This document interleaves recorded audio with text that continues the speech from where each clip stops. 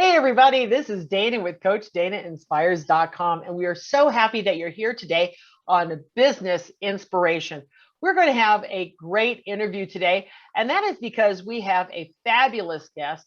And our fabulous guest today is Michael Alexander. And let me be very clear on that. That is Dr. Michael Alexander, and he is our guest. And we're going to have some really interesting conversation. So you don't want to miss this today on Business Inspiration. So Michael, how are you doing today? I'm doing absolutely wonderfully. The temperature is cool.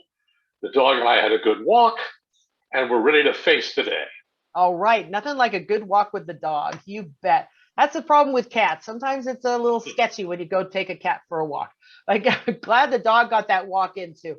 So, it's been well over a year of this COVID thing. We've been locked down. We've been released. We've been kind of sketchy in or out.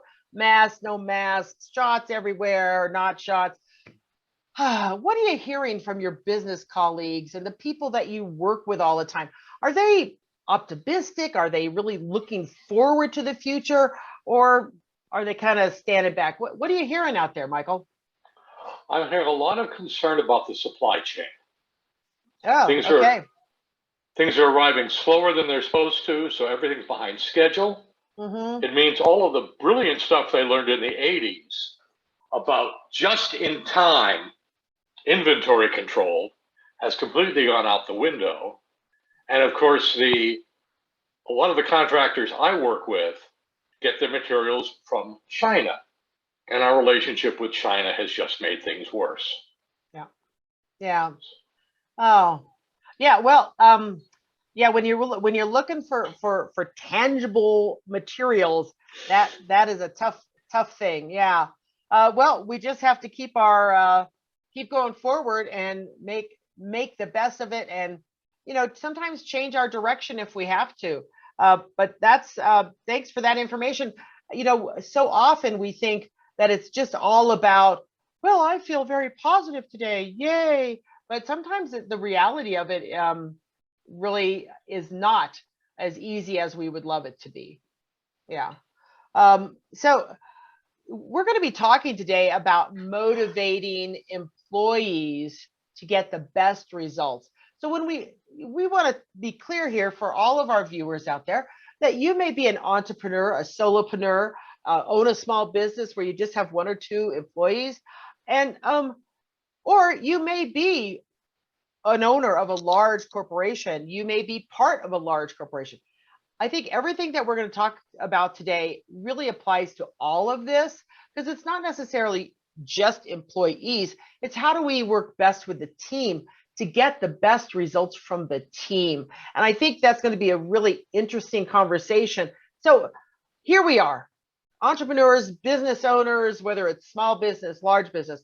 What can we do to really leap forward right now? What can we do, Michael?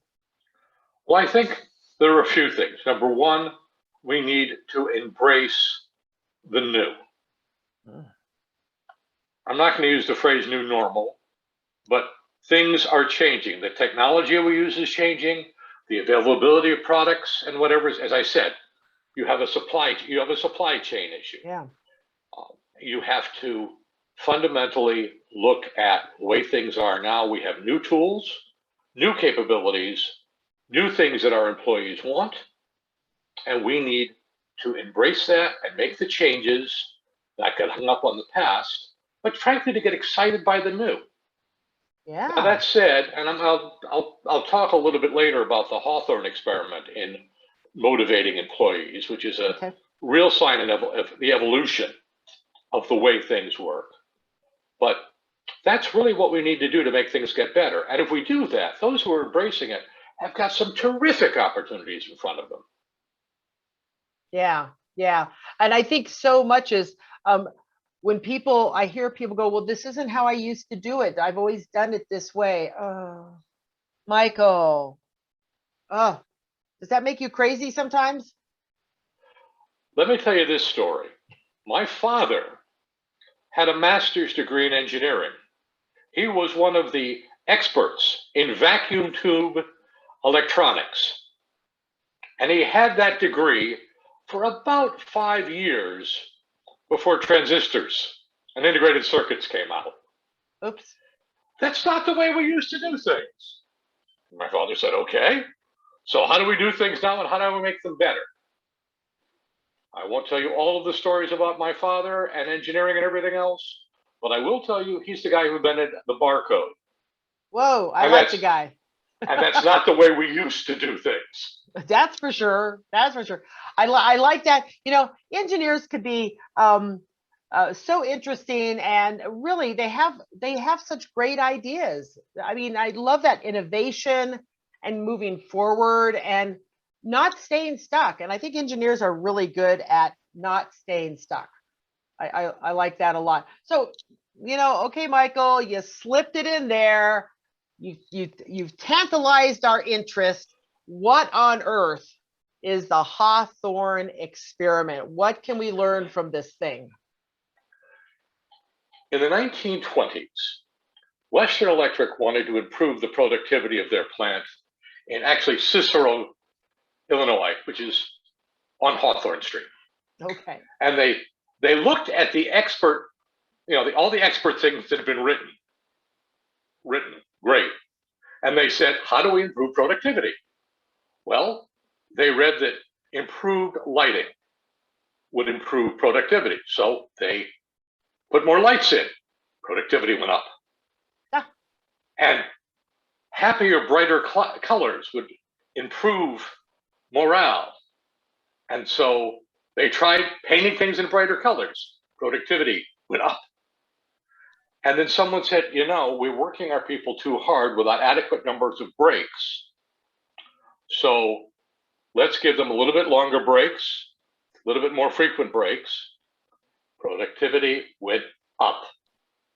It was all good. And then one of those bean counters in the back room said, wait a minute, we're just not doing things right. We can't afford all these breaks. They're not working full time. So they cut back on the breaks. Productivity went up. They said it's costing us too much money to keep those bright, shiny walls clean. We're going back to the old, dull, blue, brown, green, brown color. So they repainted, and productivity went up. And then they turned down the lights because the electric bill was too high. Productivity went up. And then they sent home the guy with the clipboard who was paying all the attention to the employees, and productivity dropped. Oh. People didn't need all of those fancy things that the book learning people had talked about. They needed to have people pay attention to them, care about them. And that's the real secret. You know, you in your stuff talk about the importance of kindness. It's that same concept. You need a relationship. And that's what the Hawthorne experiment demonstrated. What? That is amazing. And it was really just see what we're doing, notice what we're doing, and we work better. And it isn't, now you're not talking about someone looking over your shoulder and badgering. We're talking about the people who were actually involved had a good relationship with. They knew him by name. They liked him. yeah. You know, they threw him a party when he left. Wow. Yeah. And I hope they threw a party for him when he came back after that mess. That's so interesting. And so how does that apply to a business owner today? What should a business owner be thinking about after hearing that example about that experiment? The business owner should be thinking about developing a good, solid personal relationship with his employees. He should think about giving them quick, positive feedback. He shouldn't say at a distance, what can I do? Okay, this says this. He should be saying, John, you done good. Mary, I'd like it if you were doing a little bit more on this score. Could you do that for me? I'm thrilled. Thank you, Mary. You're wonderful to work with. And that will encourage John. That will encourage Mary. and that will raise their productivity, ensure that that employees stay, and everything else. Yeah. I do remember, just a side note here for myself, my personal experiences. Um, a long time ago in a former life, I was a financial advisor for Charles Schwab. When I went to work there, it was set a kind of an interim thing between what I really wanted to do and what I had been doing. So kind of a little bridge, and it was just really short term. Then Charles Schwab actually came and visited where we were working and to our office. And not that I was seeing him on a daily basis, but suddenly it was like, I'm working for him. And he cared so much about the employees and he cared so deeply for the customers. I just said, he might be in San Francisco and I might be in Denver, but I'm working for him. And every manager and director that I worked for after that, yeah, they were great. And yeah, they were my, eye to eye guy. But man, just knowing the head dude, really made a big difference. And I'll never forget, I always just say, I work for Chuck. That I don't work for, Bob, the manager, or Betty, the manager. I work for Chuck. Yeah, he was great. Wow, that is so interesting. And I think it's and you really encourage business owners. You haven't written a business book, so that's fine. I find that very interesting because you talk to business leaders and business owners all the time, and you're kind of an expert in your field, but you have not written a book, and you don't really want people to read business and management books. So what is that about? Tell me what that's about, Michael. You got some reasoning there, and I'm very curious about that. Let me start off by pointing out that over 1,000 business books are written every single year. It says if you want to read them all, you got to read 3 books a day, which doesn't give you a lot of time for managing. Yeah. Now, I've worked under a number of managers who love to read the books, and they'd read the highest rated books. And frequently those books would wind up, well, The Theory of Excellence would outline 10 companies which were the best. And everybody would read the book, and 15 years later, only 3 of them would still be in business. But more importantly, reading books can lead to management by fad. And there's a constant change in what they're looking for, how they're trying to do it. And you don't really know what it is you're supposed to be doing as an employee. You don't really know what's supposed to be going on. You're looking at these new and different things and wasting time. Okay. What you really need to do if you are a manager or an owner or a team leader working with others is develop a solid working relationship for what works for you, not intellectually. There's a lovely line in the play Pearly. So what'd you learn in school, Lulabelle? Oh, mostly they taught me in education, but I managed to learn some stuff too. And that's how I feel about business books. I see. I think you have a very good point, because there's some authors out there, business leaders, and they've written, 100 books. One person, 100 books. And there are people who are, I call them groupies of a specific leader. Everything this leader writes or says, they run towards it. And I think some of their information is good, but are you using it, and is it working for you? I know someone very close to me who reads every business book they can get a hands on. Oh, they love, read about change and read about, dealing with people. So and what I say they're a student of that author, but they're not really a practitioner. They read it, but they don't put it into practice, And I'm also a big fan of relationships among people, not relationships to paper. Right, right. And so you're saying, and let me get this right. You're saying that if we have better relationships with our employees and the people we work with, productivity is going to go up, no matter what other management sparkles you throw out there. It's the relationship that counts. That's largely right.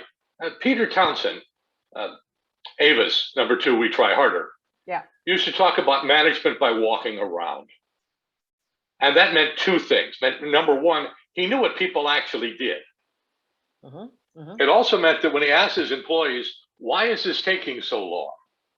They felt comfortable answering the question as opposed to defensive. Right, right. Number two, it meant that they knew who he was. You and Chuck. This sense of, hey, we want to make Peter happy. And Peter smiles, and that makes me feel good. I want to do my job better because I want to see Peter smile. Right. And that's very, very important of being a good manager. Now, the other thing which you need to realize is the need for instantaneous feedback.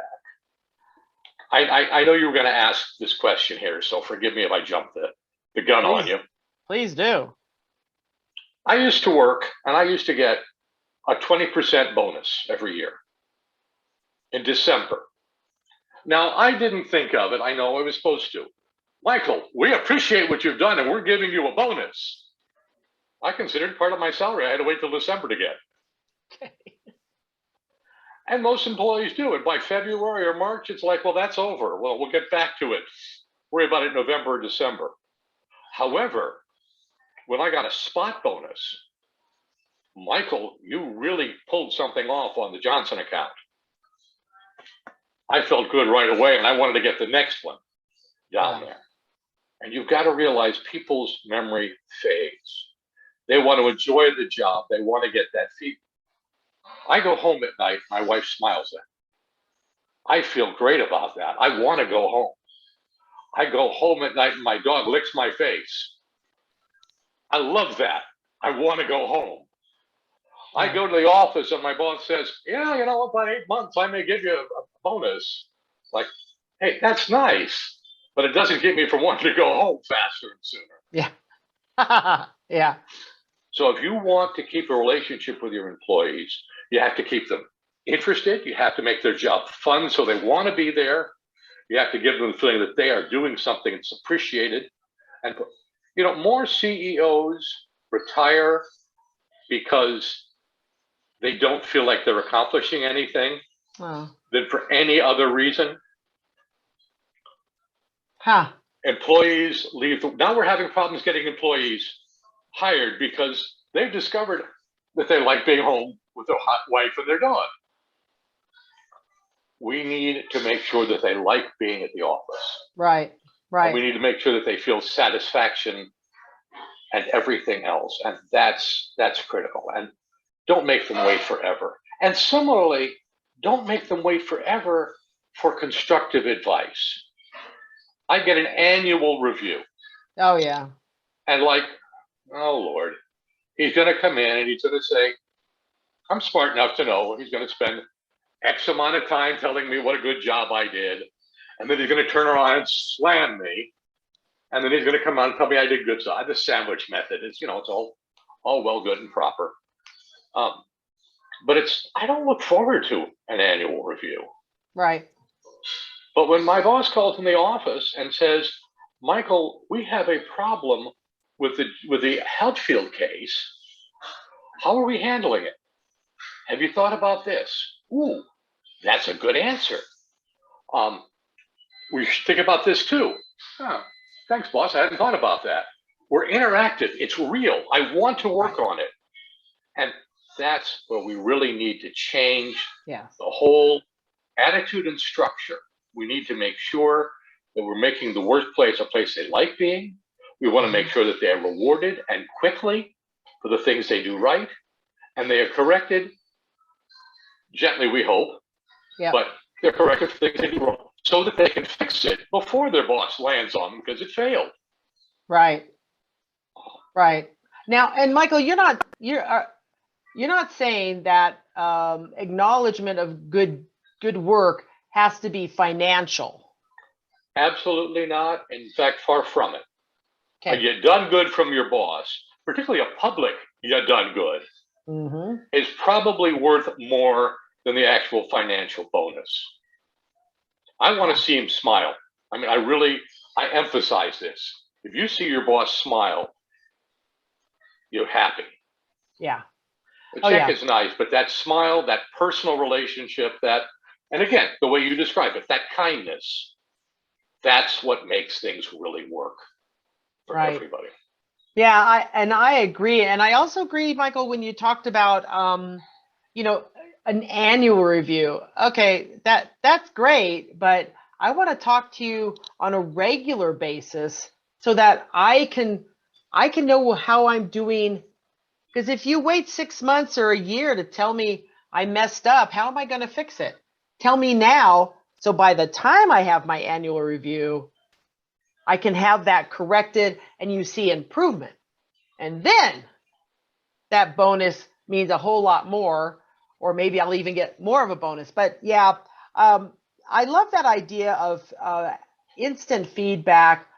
And if it's positive, public is always, in my mind, it's always the best thing. When someone says, Dana, that was a great job you did, or you made a good decision, or you saved that, and other people hear it, they're like, hey, go Dana, that's great.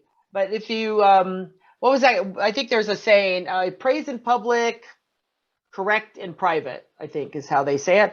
And I've always been a proponent of that. So that's really great. So we're talking about reviews and all that. So is this incentive plan? Um, are we talking about the annual review, or are we talking about other kinds of incentives that just don't work well? I think there are a lot of them.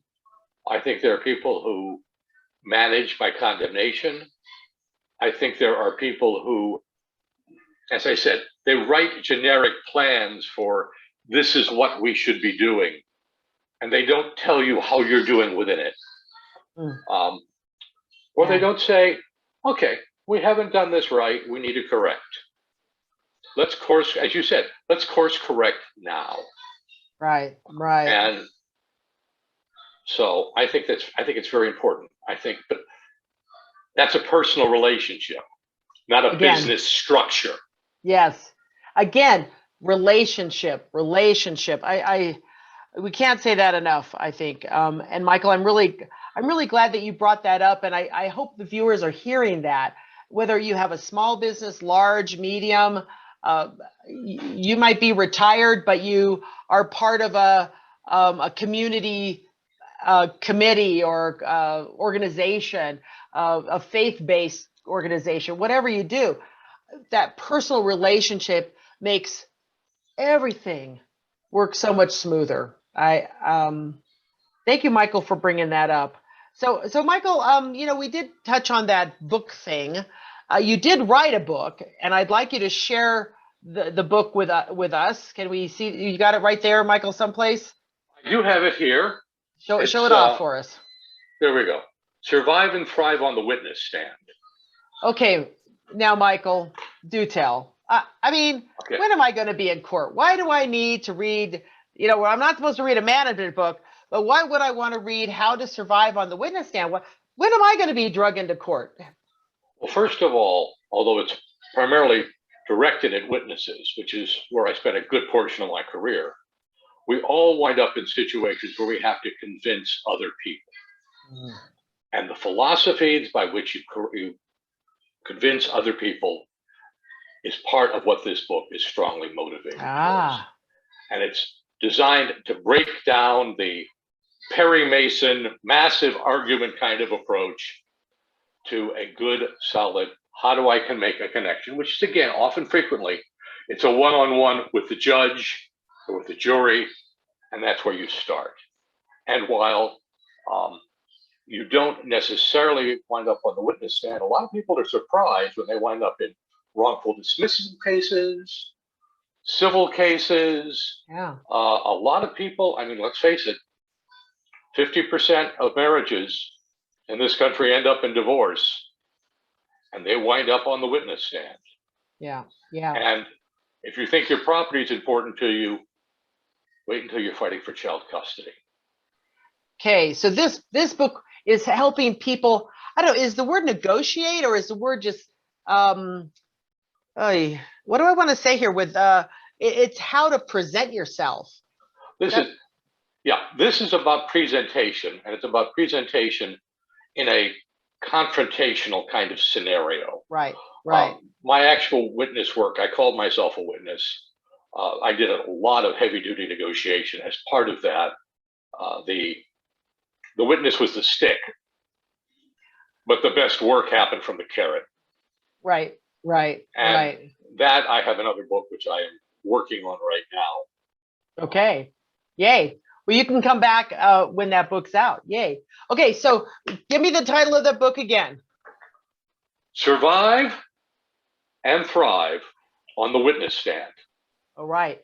Okay. Survive and thrive on the witness stand. So guys and gals out there, this isn't about, well, I'm never going to go to court for anything. I'm just working away. What does that have to do with me? I think what we're saying is this book can help you even help negotiate things that are happening at work. Like if your boss comes in and is really coming down with some kind of big crazy plan, or something that maybe he or she thinks you've done wrong.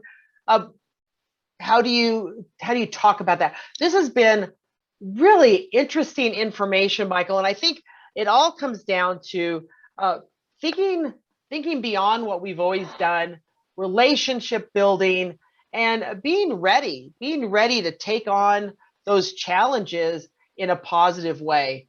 So guys and gals out there, if you want to get a hold of Michael, because he's got some really great ideas, really interesting things to talk about. This is how we get a hold of Dr. Michael Alexander.